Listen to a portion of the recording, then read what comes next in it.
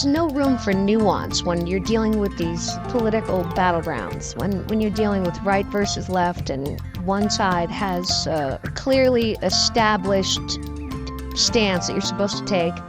Like gun control is a great example of that, right? There's no room for what about mental health?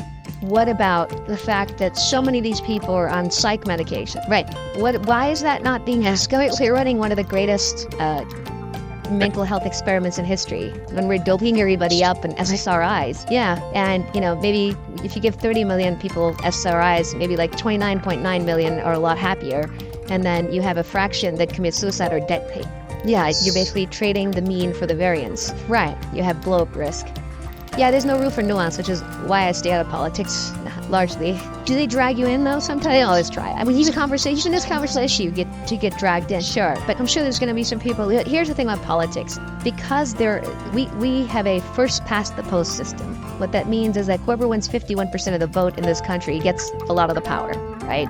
It's not like proportional representation where the Greens have 10% and, libertarians have 3% or whatever. It's just like you're all Democrat in power, now we're all Republican.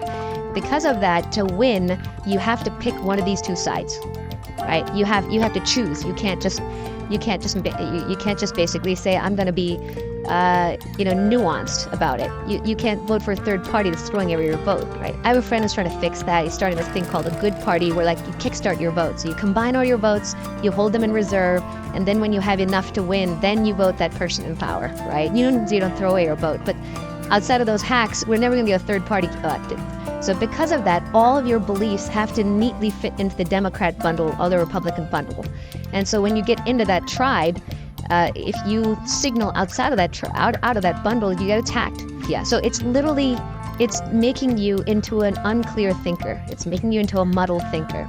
If all of your beliefs line up into one political party, you're not a clear thinker.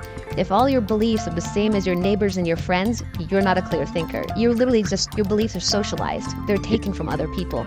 So if you want to be a clear thinker, you cannot pay attention to politics. It will destroy your ability to think. Ugh. But what dread.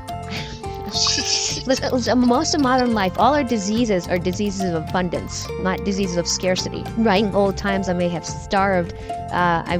Old times, if I got sugar, that was a wonderful thing. I should have eaten all the sugar to get my hands on. If I gotten a piece of news or gossip, that was interesting data. That would have helped my life and moved me forward.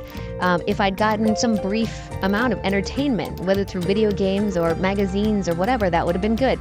Now it's all diseases of abundance. We are overexposed to everything.